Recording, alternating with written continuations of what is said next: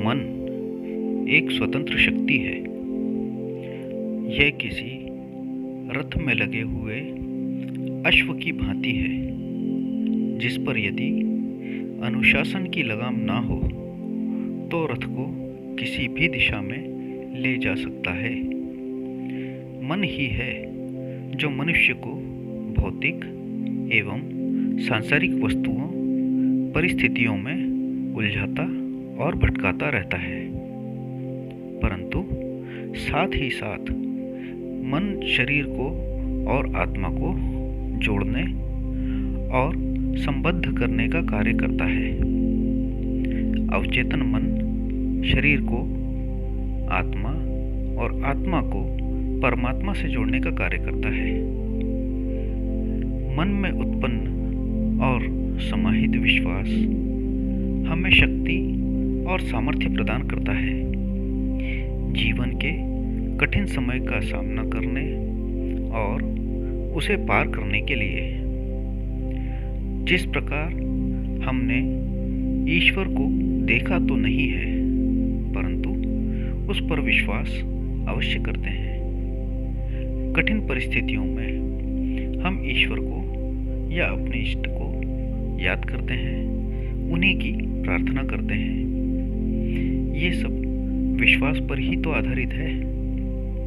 ठीक इसी प्रकार यदि अवचेतन मन में विश्वास जम जाए, तब जीवन में कोई बाधा, कोई समस्या बाकी रह ही नहीं सकती, क्योंकि चेतन और अवचेतन मन का विश्वास हमारे मनोबल को कभी कमजोर नहीं होने देगा।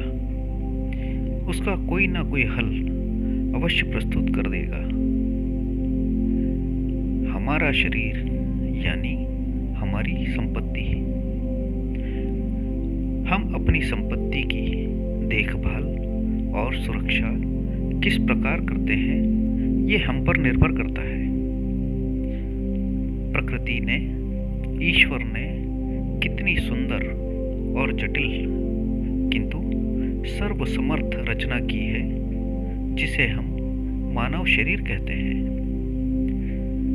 संसार में मानव निर्मित किसी भी संरचना को देखिए और सोचिए कि इसके विषय में मनुष्य के मन में किस प्रकार विचार उत्पन्न हुए होंगे, किस प्रकार कल्पना की होगी, किस प्रकार संसाधन एकत्र किए होंगे और किस प्रकार उसकी निर्मिति की होगी।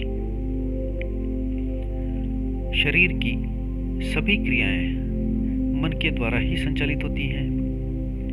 यदि मन की दिशा सही है, सकारात्मक है, तो शरीर की दिशा, अवस्था सही और सकारात्मक ही होगी। मानव शरीर 5 तत्वों से निर्मित होता है: पृथ्वी, जल, अग्नि, वायु और आकाश। इन सभी तत्वों के सामंजस्य से बनता है मानव शरीर। इनमें से प्रत्येक तत्व की अपनी शक्तियां और विशेषताएं होती है, जिनके द्वारा मनुष्य जन्म से लेकर मृत्यु तक की यात्रा संपन्न करता है।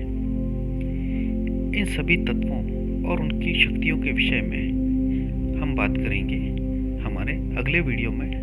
तब तक के लिए धन्यवाद।